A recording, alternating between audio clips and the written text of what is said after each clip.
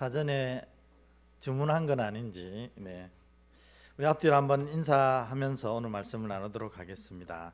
성령 충만하십시오. 이렇게 한번 인사하겠습니다.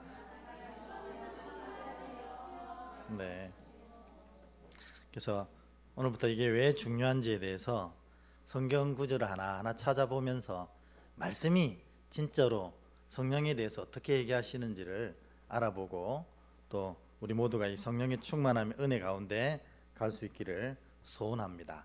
오늘 그 화면을 한번 볼까요? 이제 제가 두 가지 오늘 이 앞으로 계속해서 이 성경이 말씀하고 있는 성령의 은혜가 무엇인지, 그리고 이 성령께서 우리의 삶에 충만하게 임하시려면 어떻게 해야 되는지, 그리고 또 성령이 충만하게 우리에게 임하시면 어떤 일이 일어나고 또 우리는 어떻게 하면 성령이 우리에게 임하셨는지를 알게 되는지에 대한 얘기를 쭉 해서, 그리고 또 성령과 동행하는 삶을 어떻게 하면 살아갈 수 있는지에 대해서 계속해서 나누려고 합니다. 근데 오늘 이제 그거 위에 이제 시작하는 시점에서 우리 두 가지 우리가 성령과 관련된 안타까움이 좀 있다 하는 얘기를 좀 하고 오늘 본문 나가볼까요? 보면 우리가 세례 있는데 여러분 다 세례 받으신 분이 거의 대부분이잖아요, 그죠? 여기는. 근데 세례 가운데 우리가 교회에서 행하는 물세례를, 물로 성부와 성자와 성령의 이름으로 세례를 주노라 하고 물세례를 다 받잖아요. 그런데 또 성경에 보면 물세례뿐만 아니라 또 성령의 세례라는 것도 있거든요. 그러면 제가 여러분한테 한번 여쭤볼까요? 여러분 성령 세례 받으셨어요? 네. 그러면 다행입니다. 근데 우리가 이 물세례를 받고 또 성령 세례를 받았는지 이걸 착각하거나 잘 모르거나 혼동할 때가 있다는 겁니다. 보통 보면 여러분 우리 거듭남 이렇게 얘기하잖아요. 그러면 어떤 사람이 거듭난 사람이죠? 얘기할 때 또 우리가 그렇게 되거든요. 또 보면은 성령의 충만함은 뭐지? 성령의 세례는 뭐고 성령의 충만함은 또 뭐지? 그리고 우리 물세례, 나 물세례 받았는데 구원받았나? 이것도 문제잖아요, 여러분. 여러분 물세례를 받았는데 구원받았습니까? 이것도 고민입니다. 그 다음에 내가 물세례 받고 구원받고 했는데 성령의 능력은 있나? 근데 왜 내 믿음의 삶엔 힘이 없지? 뭐 이렇게 성령의 능력에 관한 부분. 마지막에 중생, 사실 이것도 거듭남이란 얘기거든요. 그러니까 이런 많은 단어들이 우리 안에 다 들어와 있는데 이것이 일목요연하게 딱 정리돼 가지고 성령 앞에서 분명한 고백과 역사를 나타내는 믿음의 내용들이 막 뒤죽박죽 섞여 있다는 겁니다. 그러니까 구원받았습니까? 이래도 잠깐만요, 이렇게 이런 얘기를 하게 되는 안타까운 일이 일어나는 거죠. 그래서 이번 이 성령 시리즈를 통해서 우리가 이 부분을 아주 깔끔하게 정리를 해서 우리가 어떤 유혹에도 이 분명하게 대답할 수 있는, 그리고 고백할 수 있고 그 능력을 사용할 수 있는 데까지 나아가자 하는 게 목적입니다. 두 번째 문제 제기가 있습니다. 이게 뭐냐면 일단은 볼까요? 성경에 나타난 그리스도인들의 모습 보면 대단하잖아요. 진짜 이렇게 살고 싶다. 막 기도했더니 귀신이 떠나가고 막 오병이의 기적도 막 나타나고, 기도했더니 막 천군천사가 그를 호위하고, 막 성경에 보면 진짜 불온 역사들이 엄청 많이 나타나거든요. 이게 성경에 나타난 이 그리스도인의 모습은 마치 창공을 펄펄 날아다니면서 이 창공을 다스리는 독수리 같은 존재로 표현이 되거든요. 그래서 우리도 저렇게 예수를 믿으면 이런 놀라운 역사와 경험 속에서 살아가야 되지, 그럴 것이지 하고 생각하지만, 사실 실제 우리의 모습은, 제가 좀 재밌게 하려고 이 사진을 골랐거든요. 보이십니까? 펭귄들이 추워가지고 서로 막 움켜잡고 있습니다. 서로 막 의지하고. 뭐냐면 실제 우리 모습은 창공을 다스리는 멋있는 독수리의 모습이 아니고 이 세상 지파에 탁 닥치면 또 괴로워 울고, 저래 또 닥치면 저래 힘들어 울고, 매일 저런 모습이거든요. 아니 이게 왜 이렇지? 성경에 보면은 절대 하나님의 자녀들은 그렇지가 않던데, 세상을 이기고, 그래서 그 몇 안 되는 로마 교회 교인들이 대제국 로마를 무너뜨리고 땅끝까지 복음을 전하고 모든 마귀의 역사를 물리치고 이 세상을 새롭게 하는 힘이 성경에 나타난 그리스도인들에게는 있던데 왜 우리는 안 될까? 이게 제가 이제 이 두 가지 문제 제기를 여러분들한테 좀 드리고, 왜냐하면 이게 목사로서 저의 가장 큰 고민이거든요. 왜 예수 믿는데 예수의 능력이 안 나타나? 왜 예수 믿는데 이 믿음으로 세상을 못 이겨? 아니 내 작은 유혹조차도 못 이기는데 어떻게 세상을 이길 수 있겠어요? 야, 이거 어떻게 해야 되나? 그 문제는 뭐냐? 그게 오늘부터 우리가 설교하는 또 나누는 말씀의 중심된 주제라는 겁니다. 그러니까 어떻게 되면 이번 이 성령의 시리즈를 통해서 저는 그렇게 기대합니다. 여러분의 신앙의 인생이 완전히 뒤바뀌는, 그래가지고 이제부터는 막 성령의 능력으로 모든 것을 이기며 살아가는 저 창공을 나르는 독수리 같은 그런 믿음의 거룩하고 아름다운 그런 성도들 될 수 있으시기를 축원합니다. 그렇게 돼야 됩니다. 왜냐하면 성경이 그렇게 된다고 했거든요. 근데 성경이 그렇게 된다고 했는데 왜 안 되냐는 거죠. 그걸 오늘부터 좀 나눠 보려고 합니다. 자, 그러면 여러분, 우리가 이제 물세례 얘기했는데 물세례는 어떻게 받는 것입니까? 할 때 당연히 물세례는 예수를 구주로 고백하는 사람들에게 교회가 행하는 의식입니다. 그러면 물세례 받은 사람들은 구원 받을 수 있을까요? 없을까요? 지금부터 정리하는 겁니다. 여러분, 구원은 어떻게 우리에게 이루어지는 겁니까? 예수 그리스도를 구주로 고백한 모든 자에게 하나님이 주시는 게 구원이고 영생입니다. 그러니까 여러분들이 물세례를 받았다는 것은, 물론 이 고백 없이 받으면 좀 곤란하겠죠. 그런데 여러분들이 물세례를 받았다는 것은 나는 예수 그리스도를 구주로 고백합니다라는 분명한 고백이 있었지 않습니까? 아멘? 그럼 여러분 구원 받았습니까? 안 받았습니까? 구원 받았어요. 왜 이걸 흔들리는지 모르겠어요. 그러니까 세례교육이 엉망이었다는 겁니다.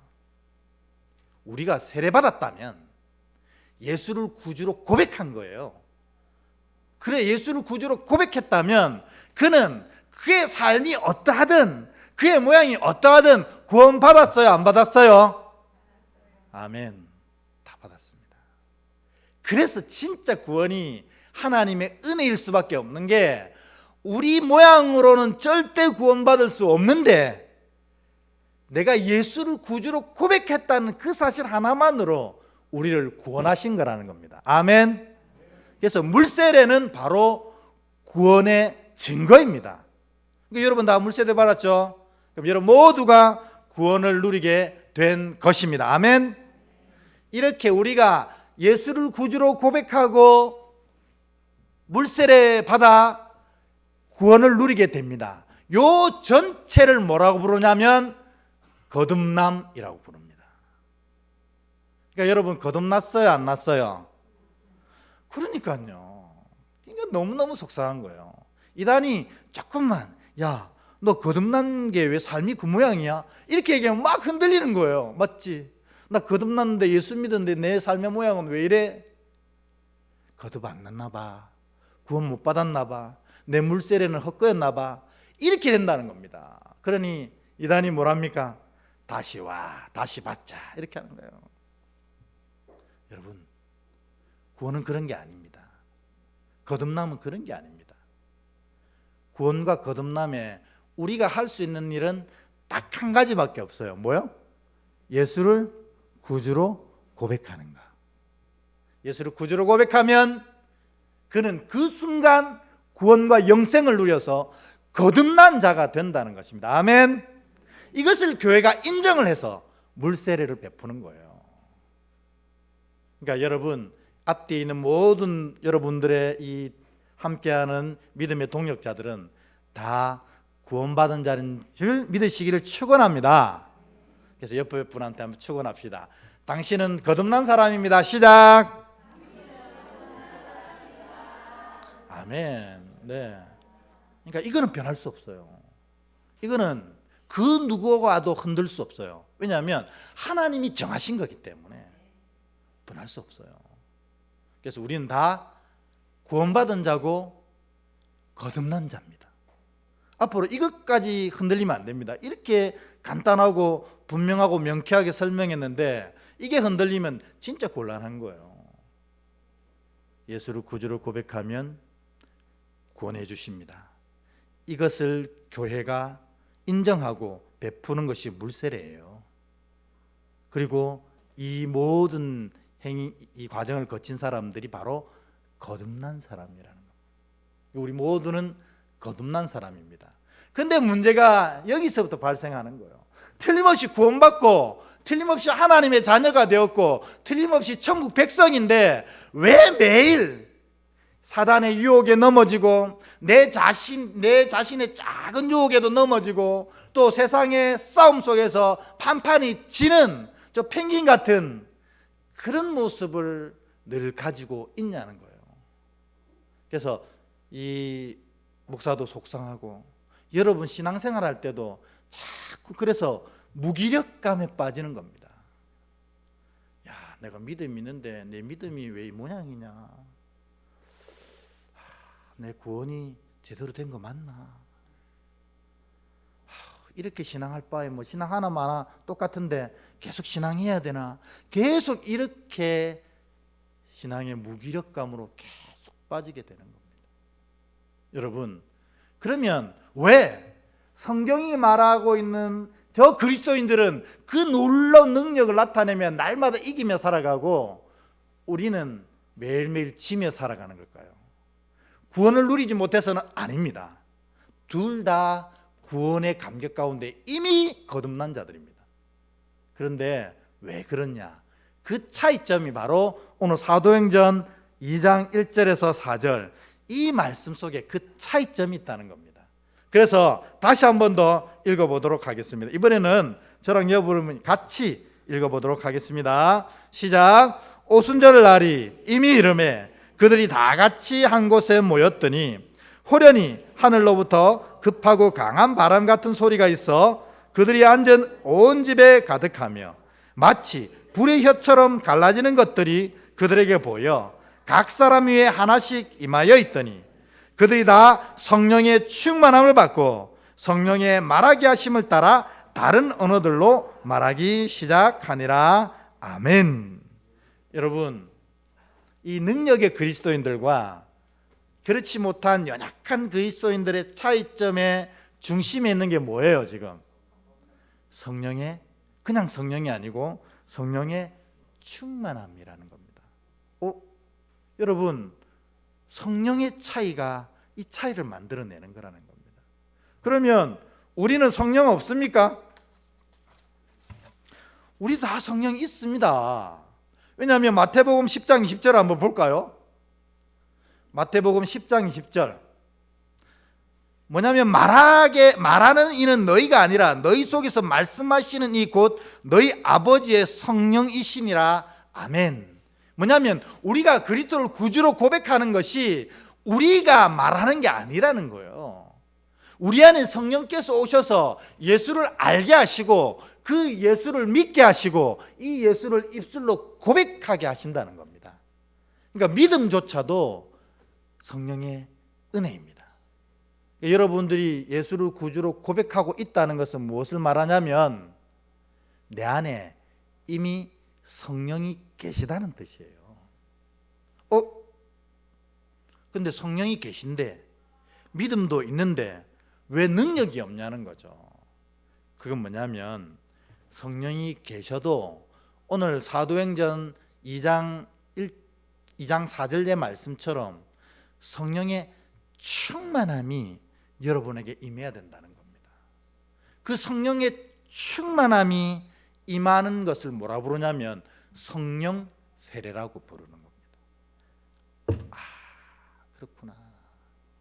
우리가 진짜 믿음으로 모든 것을 이기며 살아가는 능력 있는 그리스도인이 되지 못한 이유는 물 세례를 받고 구원받아 거듭난 사람이 되었지만 뭘 받지 못했다는 거예요.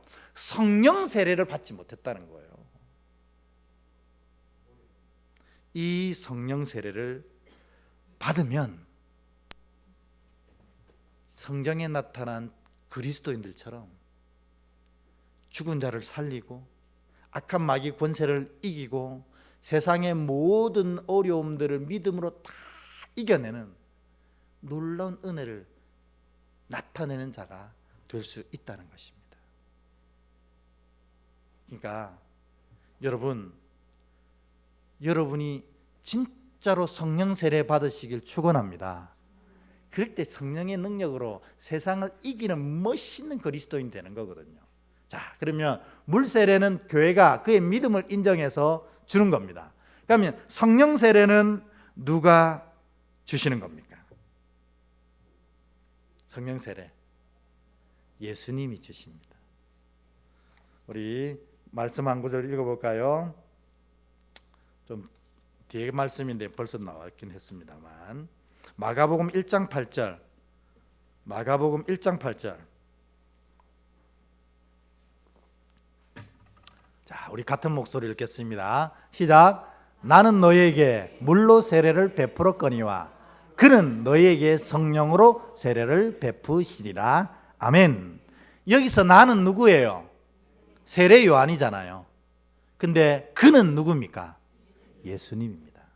그러니까는 교회가 세례 요한의 전통을 이어서 예수를 구주로 고백한 자에게 물 세례를 베풀어 그가 구원받고 거듭나게 하지만 실제로 성령의 세례는 교회가 줄 수 있는 게 아니라는 거예요.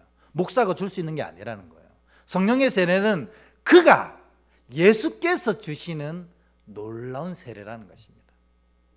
그래서 여러분 모두가 이 예수께서 주시는 성령 세례로 충만해지시는 놀라운 경험을 하시길 축원합니다. 그러면 이 성령 세례는 뭐 꼭 받아야 합니까? 구원받았는데 뭐 성령 세례까지 뭐 어떻게 생각하세요? 꼭 받아야 되는 겁니다. 몇 가지 이유가 있는데 가장 근본적인 이유는 뭐냐? 예수 그리스도의 명령이라는 겁니다.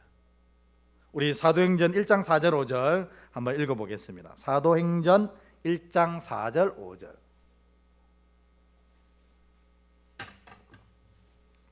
같이 읽습니다. 시작. 사도와 함께 모이사 그들에게 분부하여 이르시되 예루살렘을 떠나지 말고 내게서 들은 바 아버지께서 약속하신 것을 기다리라. 요한은 물로 세례를 베풀었거니와 너희는 몇 날이 못되어 성령으로 세례를 받으리라 하셨느니라. 아멘.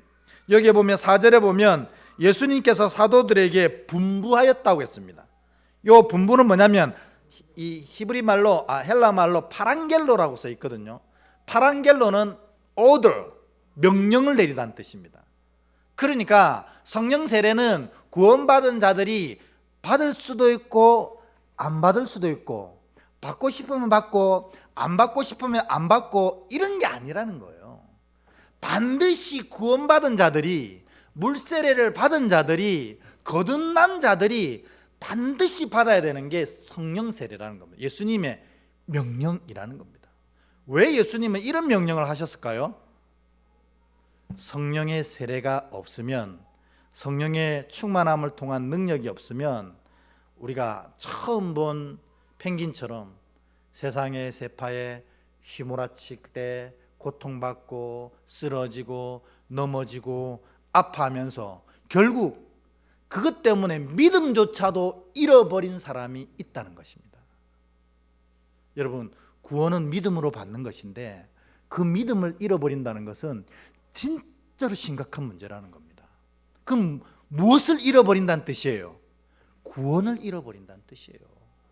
그러니까 예수님이 이 세상의 모든 힘든 어려운 고난과 이 사단의 유혹과 이 아픔들을 이겨내기 위해서, 그리고 너의 믿음을 지켜내기 위해선 반드시 성령 세례를 받아야 하느니라, 이렇게 이야기하신 것입니다. 그래서 여러분 혹시 여러분들이 생각해 볼 때 나는 물세례는 받고 거듭난 자는 되었지만 성령의 세례를 아직도 받지 못했어, 이런 분이라면 오늘부터 정신 똑바로 차리셔야 돼요. 왜냐하면 이 1년의 이 성경을 통한 성령 세례를 우리가 쫓아갈 때에 여러분들이 이 시점에서 놀라운 성령의 세례를 경험해야 된다는 것입니다. 그래야 진짜 믿음의 삶이 시작이 되는 거예요. 근데 우리가 특별히 꼼꼼히 말씀을 살피면서 이렇게 함께 나누는데도 불구하고 성령의 세례를 내가 이 시간 동안 받지 못한다면 여러분 어떻게 받을 수가 있겠어요? 이렇게 하는데도 못 받는데. 그래서 여러분 앞으로의 우리 모든 설교의 시간과 나눔의 시간은 진짜로 중요한 시간입니다. 여러분 이 기간을 통해서 여러분이 놀라운 성령 세례를 받으시길 주의 이름으로 다시 한번 축원드립니다. 아멘. 초대교회 성도들도 우리하고 비슷했었어요. 사실은 그들이 물세례를 받긴 받았는데 능력의 세례, 성령 충만한 성령 세례는 아직 못 받았어요. 그 대표적인 예가 사도행전 8장 14에서 17절에 보면 나옵니다. 사도행전 8장 14에서 17. 저와 여러분이 한 절씩 교독하겠습니다. 예루살렘에 있는 사도들이 사마리아도 하나님의 말씀을 받았다 함을 듣고 베드로와 요한을 보내매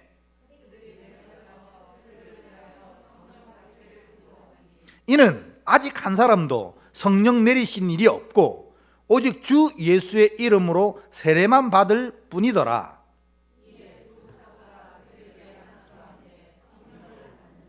아멘.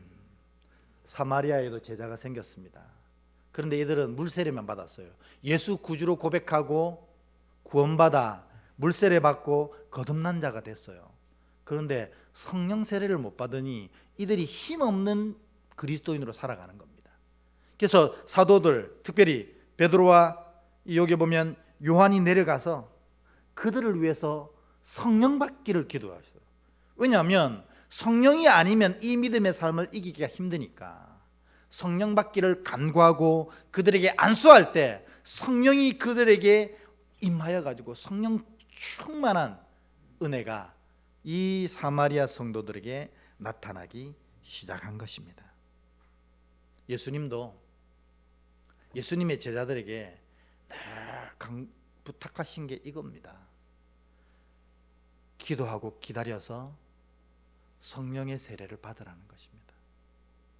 그래서 사도들이 마가다락방에 성령이 오실 때까지 기다리고 기도한 것입니다. 근데 결국 약속대로 성령이 임하자마자 그전에는 예수를 부인했어요. 그러니까 뭐예요? 믿음조차 잃어버렸다는 뜻이 아닙니까? 예수 부인하고 베드로 같은 경우는 저주하며 욕하며 3번이나 부인했어요.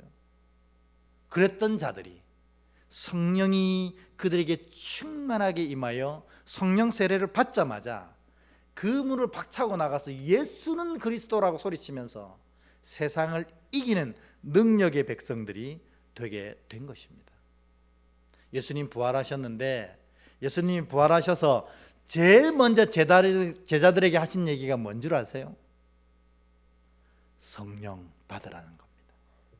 왜냐하면 성령 아니면 이 믿음의 삶을 이겨낼 수 없기 때문에, 이걸 너무나 잘 하셨기 때문에 분부하여 성령 세례를 받으라고 하셨고 부활하셔서 제일 첫 마디가 성령 받으라 이렇게 얘기하신 거예요.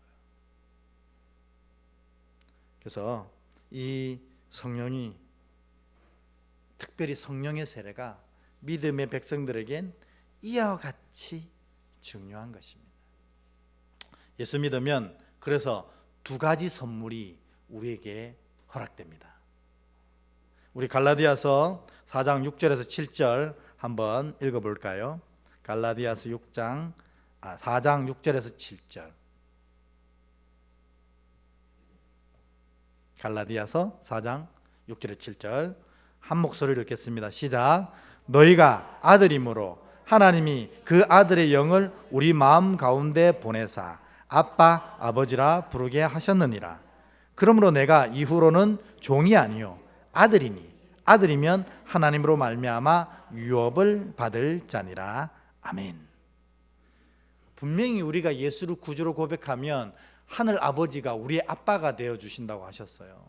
그리고 당연히 하늘 아버지가 우리의 아빠 되시니까 그분의 모든 소유가 우리의 상속되는 것입니다. 그걸 오늘 유업 받을 자라고 표현하는 거예요. 여러분 다 천국을 상속받을 자들입니다. 아멘. 별로 안 좋으신가 봐요. 천국이 상속되는 거예요.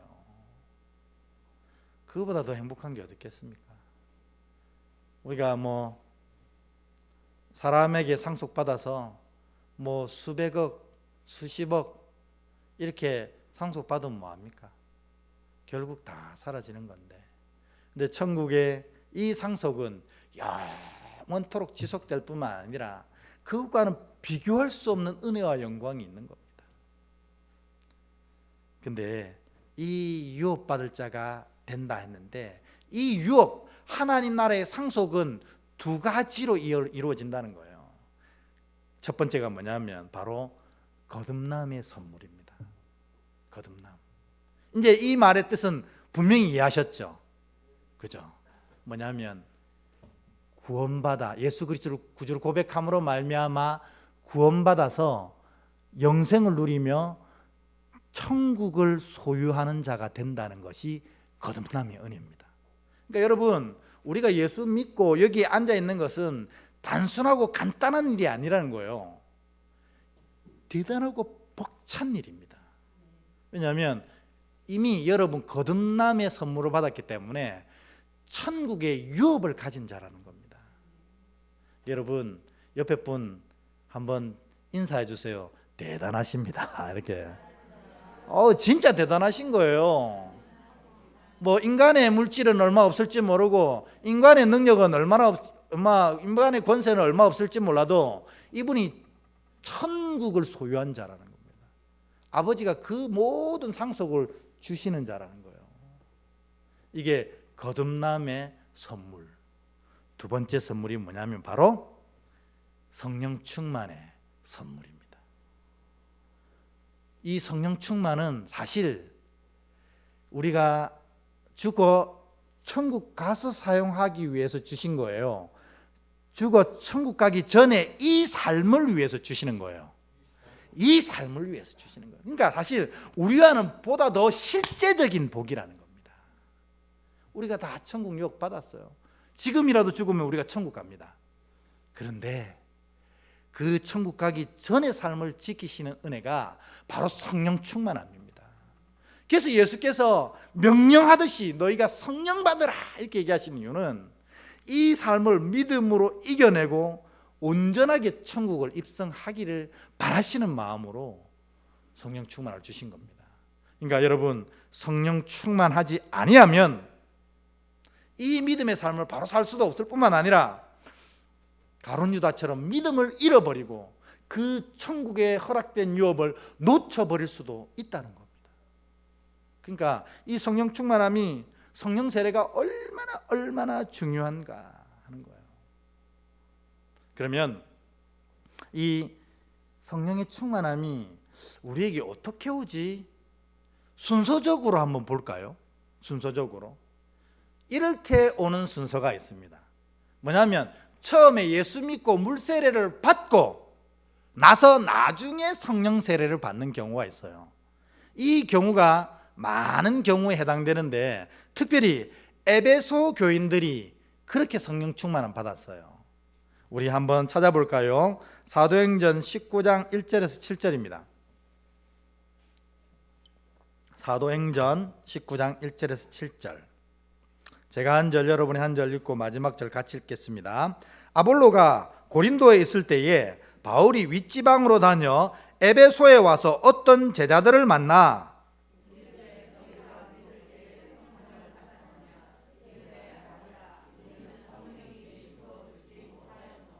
바울이 이르되 그러면 너희가 무슨 세례를 받았느냐 대답하되 요한의 세례니라.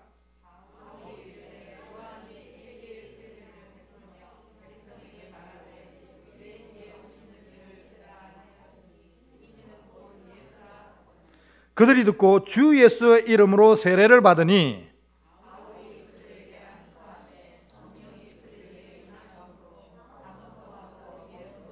함께합니다. 모두 12사람쯤 되니라. 아멘.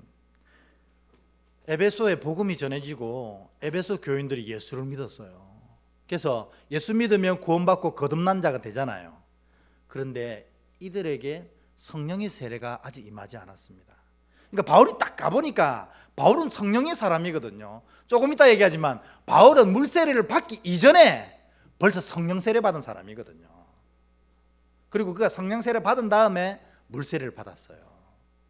그러니까 바울은 딱 보면 이들이 성령의 세례를 받았는지 성령의 충만한 가운데 거하는지 아는 거예요. 그러니까 에베소 가보니 이들이 성령의 세례를 못 받았는 거야. 그러니까 묻기를 너희가 성령을 받았느냐 이렇게 묻는 겁니다. 이게 진짜 본질적인 질문입니다. 저도 여러분한테 맨날 그런 얘기하고 싶어요. 여러분 성령 받았습니까?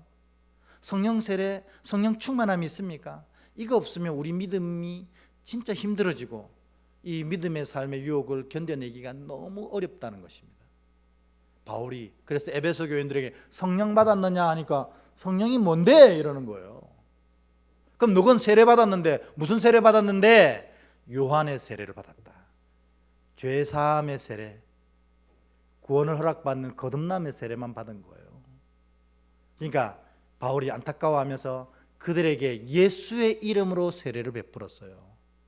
이게 뭔 말이에요? 이 성령 세례를 주시는 분은 누구라고? 예수님이거든요. 그러니까 예수의 이름으로 세례를 베풀 때 그들에게 성령이 임하여서 에베소 교회가 초대교회에서 가장 아름답고 가장 강력한 교회로 바뀔 수 있는 시점이 되어버린 겁니다. 그래서 순서는 보통 물세례를 받고 성령 세례를 받는 순서가 있고, 이미 얘기해버렸지만 사도 바울처럼 먼저 성령 세례를 받고 나서 나중에 물세례를 받는 경우도 있어요.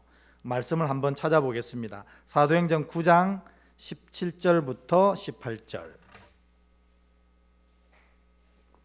사도행전 9장 17절 18절 같은 목소리로 있습니다. 시작. 아나니아가 떠나 그 집에 들어가서 그에게 안수하여 이르되 형제 사울아, 주 곧 내가 오는 길에서 나타나셨던 예수께서 나를 보내어 너로 다시 보게 하시고 성령으로 충만하게 하신다 하니, 즉시 사울의 눈에서 비늘 같은 것이 벗어져 다시 보게 된지라 일어나 세례를 받고. 벌써 성령의 충만함이 그에게 임했어요. 그리고 눈에 있는 비늘이 다 떨어졌어요. 그리고 하나님의 살아계심과 역사를 바라보는 귀한 존재가 되었습니다. 그리고 나서 아나니아에게 물세례를 받았어요. 왜 물세례가 중요합니까? 왜 중요하죠? 성령 세례 받았는데 물세례 왜 필요해요? 성령 세례는 능력의 세례지만 물세례는 뭐예요? 구원의 세례거든요. 그러니까 물세례 없으면 안 됩니다. 능력을 받았다 하더라도 구원이 없을 수 있잖아요. 그래서 아나니아가 세례를 줬다는 것은 다시 한번 사도 바울에게 물었던 거예요. 너는 예수 그리스도를 구주로 고백하느냐? 아멘. 그래서 세례를 베푼 겁니다. 그 순간 사도 바울의 구원이 확정되는 거예요. 여러분, 성령 세례가 대단한 것 같지만 사실은 성령 세례 이때에도 물세례 없으면 아무 의미가 없어요. 왜요? 구원은 능력보다 더 중요한 것이기 때문입니다. 그래서 사도 바울, 이미 받았던 능력 세례를 받았던 사도 바울에게도 아나니아는 차분히 물세례를 베푼 겁니다. 제가 계속 성령의 세례를 막 강조하지만 물세례만큼 중요한 것도 없어요. 이 두 가지는 이거는 구원, 천국의 삶을 결정하는 것이고 이 성령 세례는 지금 여기서의 승리하는 삶을 결정하는 겁니다. 그래서 각자가 다른 능력과 역사를 행하는 것이고 둘 다 똑같이 중요한 하나님의 선물이라는 것입니다. 이거 동시에 오는 사람도 있어요. 여러분 혹시 누굴까요? 네? 고넬료 가정. 네, 고넬료 가정은 먼저 예수를 믿지 않았을까요? 물세례 먼저 됐는데 같이 임한 고넬료 한번 생각해 볼게요. 근데 명백하게 같이 임한 건 예수님입니다. 그죠? 요한에게 세례를 받을 순간 성령이 비둘기처럼 그에게 임하셔서 그런 경우도 있다는 겁니다. 저도 맨 처음에 이 세례를 받을 때 저는 예수님처럼 그래 되는 줄 알았어요. 그래가지고 이 세례를 받는 동안 성령이 불같이 임해가지고 놀란 경험을 할 거라고 이렇게 막 간절한 마음으로 고개 숙이고 있는데 목사님이 툭툭 치더라고. 끝났다 가 이러더라고요. 에? 제가 진짜로 에? 했어요. 비둘기는요? 이러면서 가 이러시더라고. 근데 같이 임할 수도 있습니다. 따로 임할 수도 있고 물세례가 먼저 임할 수도 있고 성령 세례가 먼저 임할 수도 있어요. 근데 진짜 중요한 건 뭐냐면 이 두 가지를 다 받아야 된다는 겁니다. 다 받아야 돼.